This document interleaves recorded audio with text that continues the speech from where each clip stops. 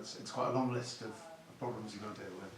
Yeah, sort of mini crisis, I suppose, really. Where do I start? Start with in goal. Connor's really ill.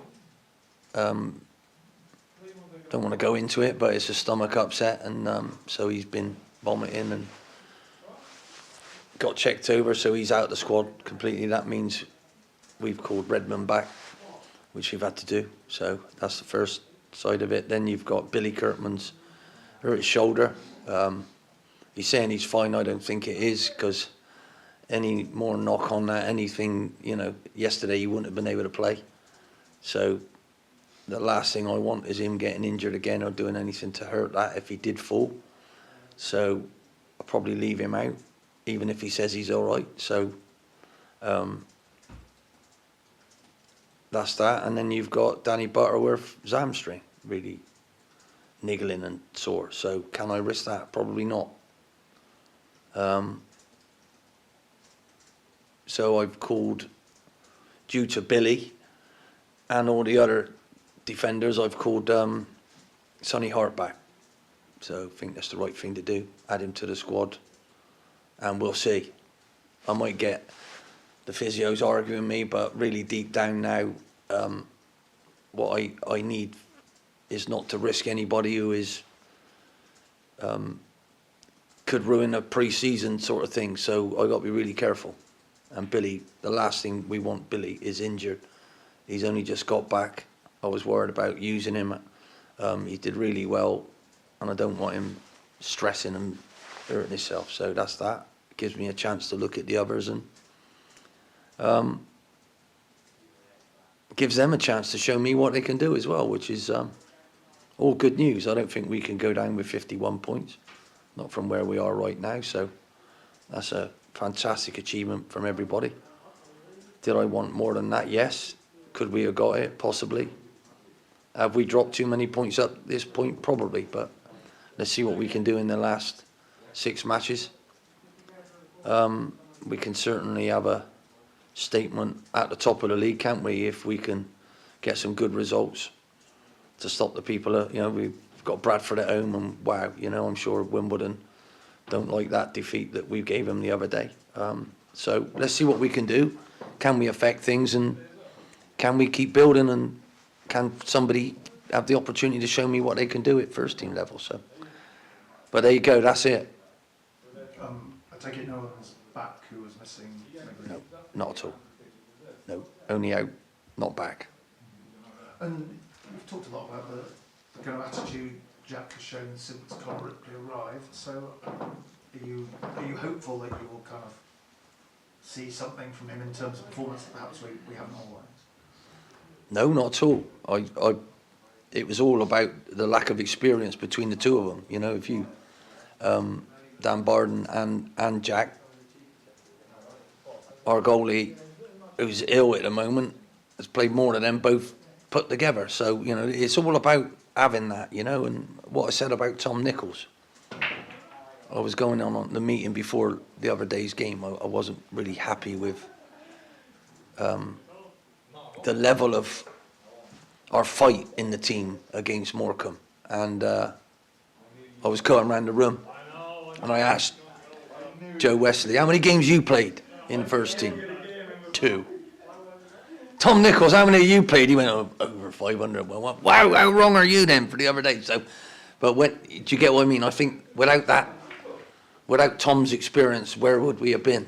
So without the goalkeeping one as well, so where would we have been? But Jack knows what I believe he could do, and I'm sure I've already seen it, and I want to see it again. And it's about him maximising himself, the potential that he's actually got, and potential is the word that footballers and football management, either you get a career out of it or you get sacked, because if your players don't live up to the potential that they've got, then you've let them down as a manager, and you're going to lose your job. And if you can get them to outdo their expectation, then you've done a great job. So, and how many people have I seen not maximise their potential? Because talent can be a curse. If you're over talented, if you're too talented, and he should have been this as a kid, and Oh, it's awful. So what I try and do is get them to train to their maximum, and Jack has done that absolutely brilliantly, and I'm sure he'll be buzzing for a game. What did you learn about your kind of striking and attack options without having Harry Smith up front for most of that Wimbledon match? Well, I just thought it was quite exciting. It is quite exciting with Harry up there. He gives us a different thing, but when we put him up there, we stopped playing. You know, just because he's very good in the air, he's also very good on the ground. So some of the moves in the first half, when I look back at the highlights, that's what the free runners can do, you know.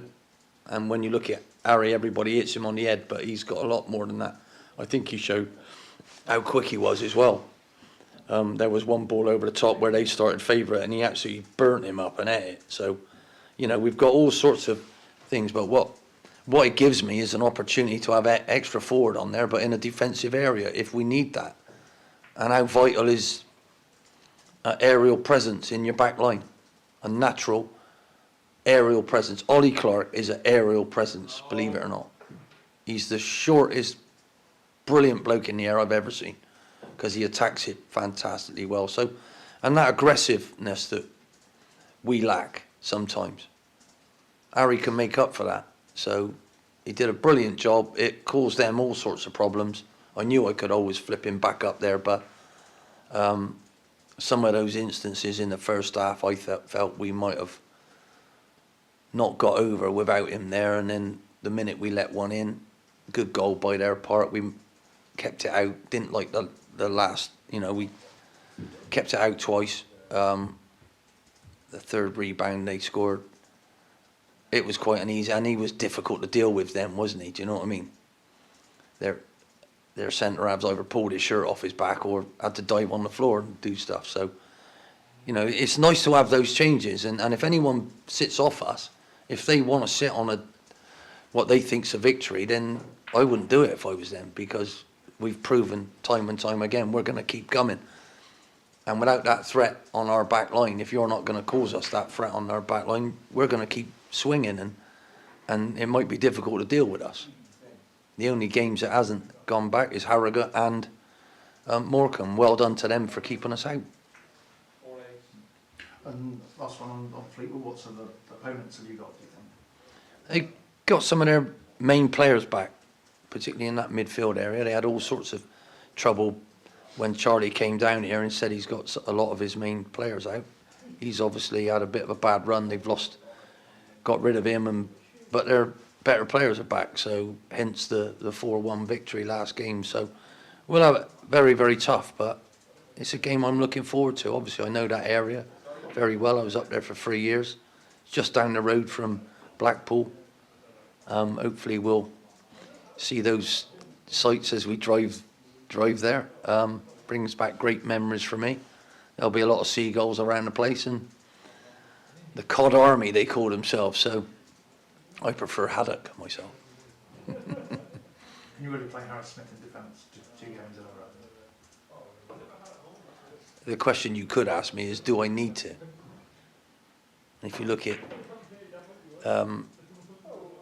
why I did it, was Wimbledon's forwards. So absolutely, totally, first 2 or 3 balls they hit long, they couldn't get down the channel, they couldn't, and it got headed back into midfield. So, you know, that's what I needed in that game, to be honest. So who's to say what I need in this one?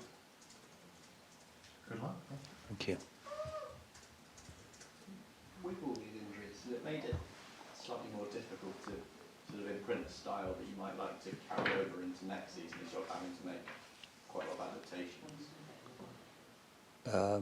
Simple terms, yes. Really. And have I got the players here that I want to play the style that I want to play? Really? You know, probably not. Not yet. So, but the great thing is I've got a new contract, so I do know I've got a chance to be here. I got to earn that right again and keep trying to build our identity. And the identity that I do like at the minute is a determined, never give in, let's keep going until the end of the game, even if we're behind identity. Ain't a bad place to start, is it? So, I feel like I've done my job. I didn't feel that last Saturday because mathematically it was still, you know, I don't think it is mathematically right now. One more game, it'll be gone, so I know we've got more than enough points, and I'm delighted with that. If you'd have told me that, I'd have ripped your arm off after we lost to Morecambe the first time here. So, but it's about me learning as well. I shouldn't big up every single game. It's not about that. It's about being consistent. And what I told the lads after the game is, I might have been upset that you lost to Morecambe again, but I'm being brutally honest here. We've only lost 3 times in the last however many months. So well done. You know, make sure you take that, you keep that. And if you do get anything wrong, it's only there. We've got to learn from that. But I expect them to learn quickly. I only want to be around people who learn. You know, I don't mind mistakes, but you must learn and you must stop those mistakes. And I don't want them creeping back in. And building defensive situations when the ball goes out is absolutely vital for a good team. And we still don't do that well enough. And when that ball changes and it's moved, you have to regroup and redo it. You don't just stand there. How many times have I seen us do that? It's ridiculous. So I'm expecting more. You know, their goalie had it, Morecambe, rolled it out to the left smacked it long. 4 mistakes back there. Why aren't we putting him under pressure? Why didn't we get ready? What are we doing? It's not good enough. So, you know, standards is absolutely vital. But, you know, I'll have a whole pre-season to actually look at what and build and try and get an identity. And, you know, then it's about who you've got, what skill sets you've got. And what excites me about this group is the goals that we might have, who I can put on there. I can't always start with that many because we might be behind, you know, because the more you attack, can I pin people back for 90 minutes? I don't think people will get pinned back for 90 minutes. You know, have I really got, you know, is Danny Butterworth a right back or a right wing back? Not really, but when we're against it, you put him on and he does that. So I've got to try and find all these things out, you know. So it's all about just keeping in the game and keeping going and keeping close enough to steal it from them at the end. And really, I don't like draws. Never have and I never will. Not when they've changed to 3 points for a win. You know? I would have always gone for the win anyway. But before you had 2 points, now you get 3 points. And if you draw 4 or you win 4, it's totally different now. Whereas you weren't that far away. Do you get what I mean? So it's something that I will always go for. I'm never ever going to change. I'm going to try and win every single game. And I know you can't do that, even at the best, but I will always try and win every single game. And I will lose some by doing that, like I did the first game Morecambe. But I'll still try and do that. I think that's the attitude that I want to spread. Can we win? Not can we draw? Or I'll accept that as a draw now. I want to win. There's kind of still being on trial. Do you feel like you've learned a lot about them still over the last couple of weeks that might influence those decisions you're going to have to make? They got more than enough chance to still impress me. Because I stare at them every single training day and they might not even know. And that's where you see who you want. And I see who I want when they don't get what they want. I try and surround myself with people who are determined to, if they didn't just get what they want, not moan about it, not whinge about it, just go out, go work, try and prove to me that they've got the right character to eventually get what they want. Winners aren't made. They're not born, sorry, they're made losers who never give up. That's what a winner is. You get enough of them around you, then that's where you're going. So at the minute, am I pleased with the points that we've got compared to what was happening before? Yeah, I am. Very proud of their effort. very proud of the people out there, their support. So I'm really proud of it all, but, you know, it's no good patting yourself on the back, is it? You've got to keep going, and they've got more than enough time. If they feel they're not in my, they can still do something about that, day in, day out, week in, week out. But it'll have to be better than Morecambe away. Just after the crisis, is it quite useful to get a closer look at Redmond and Sonny for next season, and kind of see how they are within the group, even if maybe they don't get on the pitch? Yeah, it's also, you know, you see how it affects my other lads as well. Do you know what I mean? You know, you'll find leaders that you didn't think you had. Do you know what I mean? They might be a leader. You never know. You really never know. It's all about stepping up, stepping to the plate. And as anybody ever surprised you, of course you have in this game. You get ups and downs, and you get ups and downs in life. But yeah, I'm looking forward to seeing how the group is, and how they handle it. Really, what a wonderful opportunity, isn't it? The sun's out, got a long journey. I know how long that is. Boy, oh boy, it's a long way. And really, our away form has been nowhere near good enough. End of. Nowhere near good enough for Swindon Town and the future of Swindon Town. Our home form has really, truly let us down. And in our last game, it was exactly the same. I didn't like it. So, too many times away from home, that ain't right. So we got to sort that. And that's character for me. That's when true character shows. How much does a history of injuries inform recruitment decisions you might make? I'm interested because you brought, not you, but your predecessors brought in players who were to be leaders in this group who have, for whatever reason, been in and out of the team because of injuries. Some who came with injury records, or some who came injured. When you're looking at building a squad, how much does that play into your thinking? What, me? Yeah. Personally? Or Not Swindon? You. I can't speak for This Swindon summer. before. I can only This speak. summer. For what you're Yeah. going to be doing, does it factor in, or is the individual and their qualities more important? That's a very good question. It's all down to what you need and what you think you need, the ingredients to add to a group. And I like to be able to have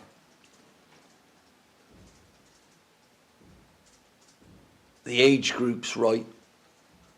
So you have fearless, enthusiastic, no knowledge of whether they can do it or not, young ones. Their sheer enthusiasm of wanting to learn and wanting it absolutely lifts a group. And then you need some organisers. You know, you need some other mid-term people who still have could be sold on if they do really well, and you know they have that potential for another sort of 7 or 8 years of their career, and that the best years are ahead of them. You need all of these balances, and it's all about getting that mix right. So, and having enough of each group that you can add to the mix and make sure that that's always there. And we didn't have that right at all. We didn't, and that was costing us. We were too inexperienced, I believe. And I think that's a modern thing. Owners are looking at it and going, oh, wow, yeah, can we sell him on for a profit? Well, hold on. What about your group? And if your group doesn't get sold on for it and it wins and you get higher and your crowds get bigger, that's probably a better way of investing long term, because you want your club higher up the leagues to get more money. So. And you get more gates, so it's all about trying to get that balance right. I guess your leaders, your experience, the point I'm getting at here is they've probably not even played a season of games between the three of them, in Grant and Ollie and Ryan, because of various reasons. Various reasons, yeah. It's not their fault, obviously, I'm not blaming them, but that has obviously But how much can they balance that out, not in a match day, and does that experience help, even if they're unable to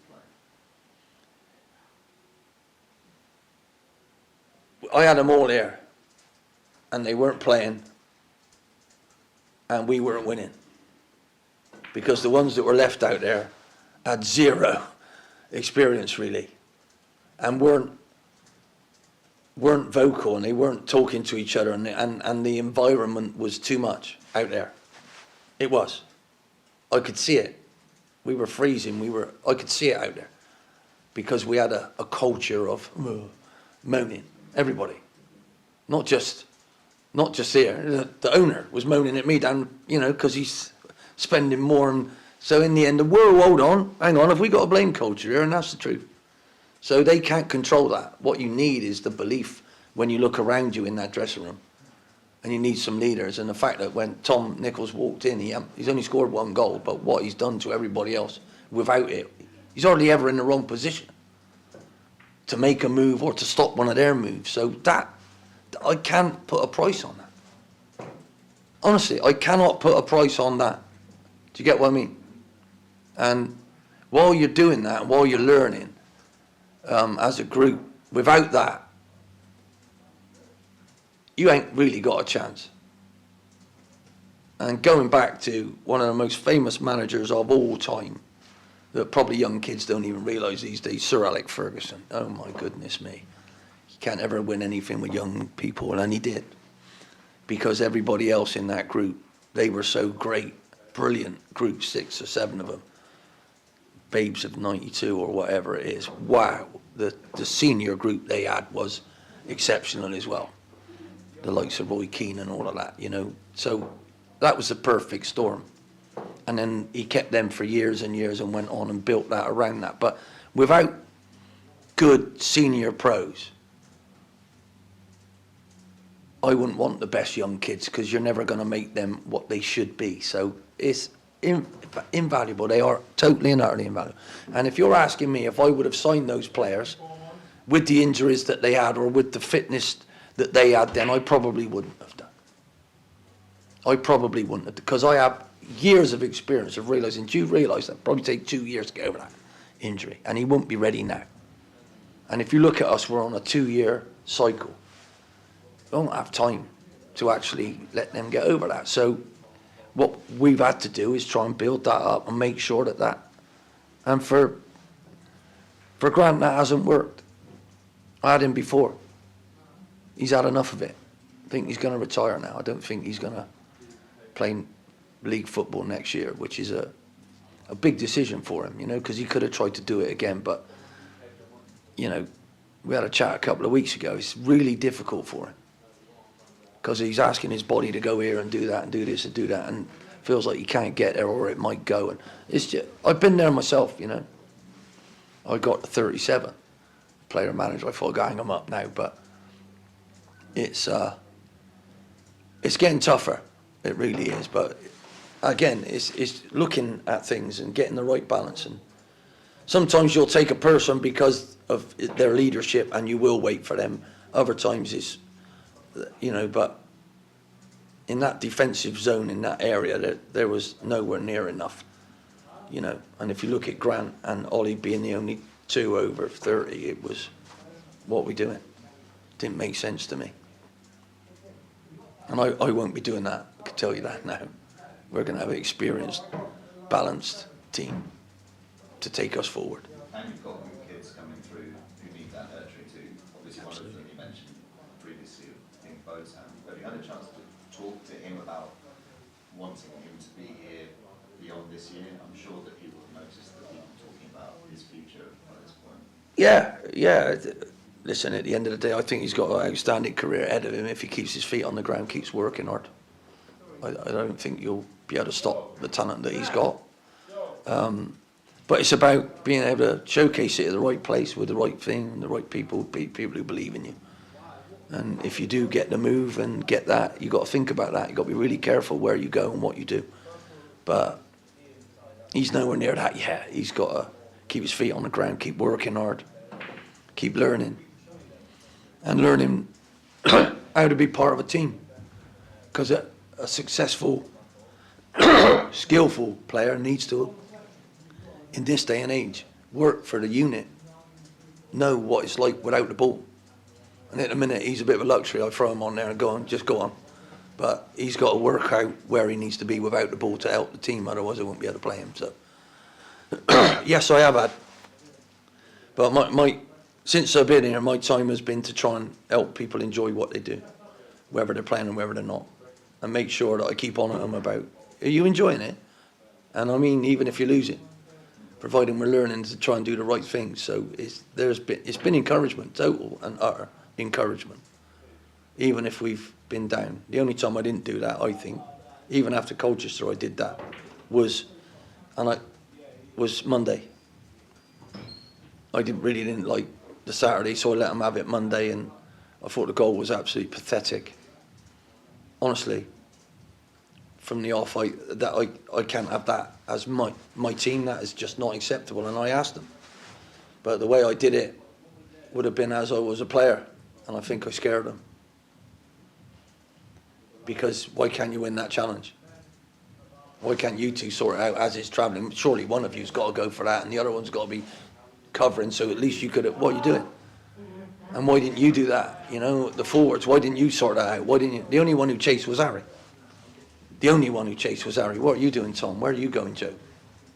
Joe was looking the other way. Why didn't you tell him? So all of these things, and I probably went too far, but if you don't have these things, then you have no future, I don't think. I would have had no future in the game trying to be a manager if I wouldn't have absolutely said, well, that is part of your job, you should be doing that. Why aren't you talking? Why aren't you organising? Why aren't you doing that? So I've seen it more times than not from them now. It's coming from them, which is what I want. You know, honestly, the difference in Will, the difference in Harry, the difference is completely night and day. It's chalk and cheese. Where we're improving, which is on the training ground. That's where the biggest improvements have been. How they talk to each other, what they're doing. So, you know, there's been some changes that, again, 3 changes. I'm expecting them to bring in these 2 lovely young lads in and make them feel great and feel good. And here we go. And, you know, let's see. Am I expecting to lose? No. Am I expecting to win? Yeah. And do I expect them to just split in? I don't know if you've ever saw some of my favourite movies. Terminators, the second one, right? They cut a bit of the bloke off, right? He's a metal, and a bit of him was on the back of a car, fell onto the road, he caught up, he was running behind, right? And it joined him on the foot, it was his hand, it joined him on his foot. So, you know, this is what I'm expecting us to do, to be, you know, to shape shift into whoever we add to this group, that we just keep going and we keep, you know, that's what I want. And I'll be talking for a long time about this, the opportunity to actually build something here with people, adding some new ones, losing some of these, whichever it is, whatever happens, I have no idea how it's going to go yet. But I'm really excited about pulling it all together and making sure that we all feel excited about our future.